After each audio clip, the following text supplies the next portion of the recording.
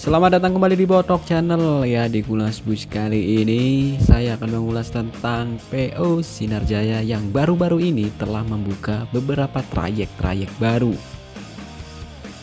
Sinar Jaya adalah salah satu perusahaan otobus terbesar di Indonesia. Kiprahnya di dunia transportasi bis sudah sangat berpengalaman.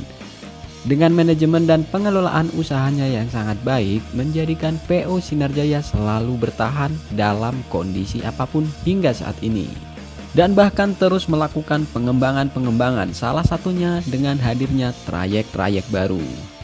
Kita akan membahas trayek Sinar Jaya dari beberapa daerah yang Sinar Jaya kembangkan. Mulai dari yang pertama, yaitu di Jawa Tengah.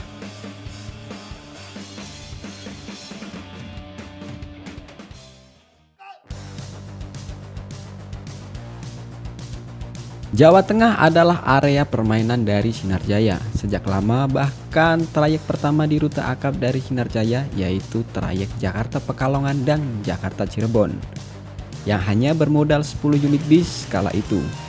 Kemudian terus berkembang hingga saat ini. Seperti yang kita tahu bahwa Sinar Jaya merupakan raja di jalur ngapak dari tahun ke tahun, selalu mendominasi di jalur ngapak.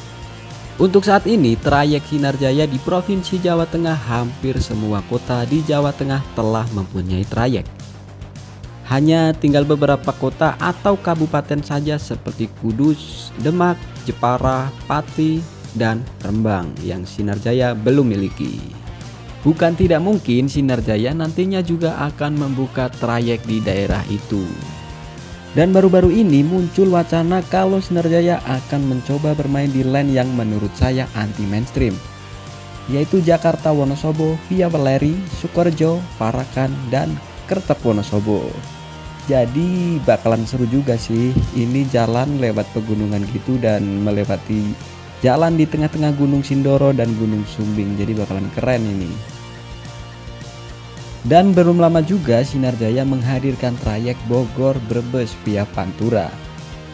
Jadi di trayek ini cocok buat kalian yang ingin bernostalgia dengan jalur Pantura yang dulu penuh dengan kenangan.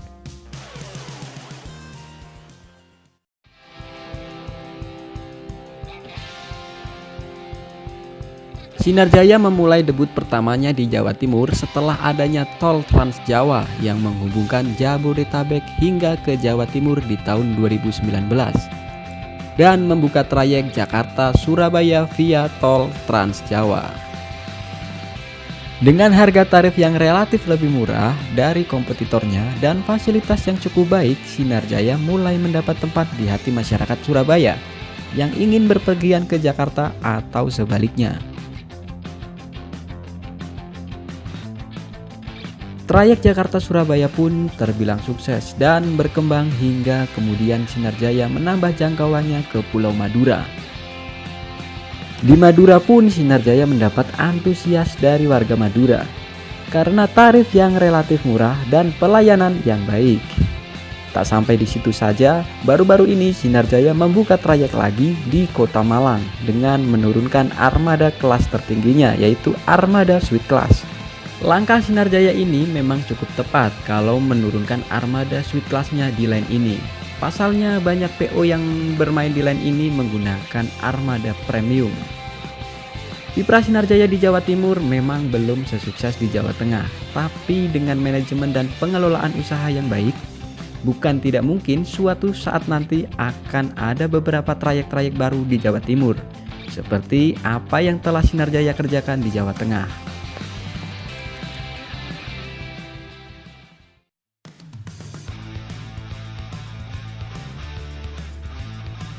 Setelah hanya bermain di line Lampung saja, Sinar Jaya baru-baru ini merambah hingga ke Palembang, yaitu trayek Bandung-Jakarta-Palembang. Sama seperti apa yang dilakukan di line Malang, Sinar Jaya menggunakan armada Suite Class-nya sebagai armada awal yang beroperasi di line Palembang. Dan menurut opini saya, dengan adanya trayek ini bukan tidak mungkin nantinya bakal ada trayek langsung seperti Purwokerto Palembang bahkan Wonosobo Palembang. Karena kita tahu bahwa daerah Ngapak adalah jalur emasnya Sinar Jaya.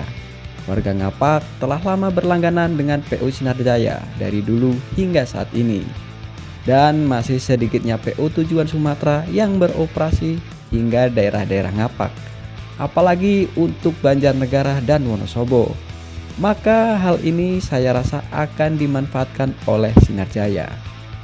Dengan adanya trayek baru di Palembang ini, akankah Sinar Jaya juga akan menambah trayek baru untuk rute di daerah Sumatera seperti Jambi, Bengkulu, bahkan Pekanbaru? Mungkin saja itu bisa terjadi. Pasalnya Sinar Jaya mempunyai jumlah armada yang sangat banyak. Hal ini menjadi plus poin tersendiri bagi Sinar Jaya. Ibarat sebuah kerajaan yang punya banyak pasukan, maka akan dengan mudah menyebar pasukannya untuk memperlebar daerah kekuasaan. Tapi memang perlu usaha yang tidak mudah untuk mendapat tempat di masyarakat, terutama di daerah Sumatera yang memang masih asing dengan PO Sinar Jaya. Perlu pendekatan yang baik dari segi pelayanan, tarif, dan fasilitas armada. Selain itu juga yang menjadi pertimbangan adalah jarak tempuh yang jauh dan medan yang cukup sulit, hingga biaya operasional yang lumayan mahal di rute Sumateraan. Hal ini juga akan berpengaruh terhadap harga tarif dari Sinar Jaya itu sendiri. Kita tahu Sinar Jaya memiliki tarif yang lebih murah dari PO lain. Apakah Sinar Jaya kedepannya akan mengambil langkah itu? Dan apakah semua akan bersinar pada waktunya? Hanya waktu yang akan menjawab nantinya. Sampai di sini dulu episode Ngulas Bis kali ini. Terima kasih yang sudah menonton dan yang belum subscribe, silahkan di subscribe. Kita akan berjumpa lagi di episode selanjutnya. Terima kasih. Wassalamualaikum warahmatullahi wabarakatuh.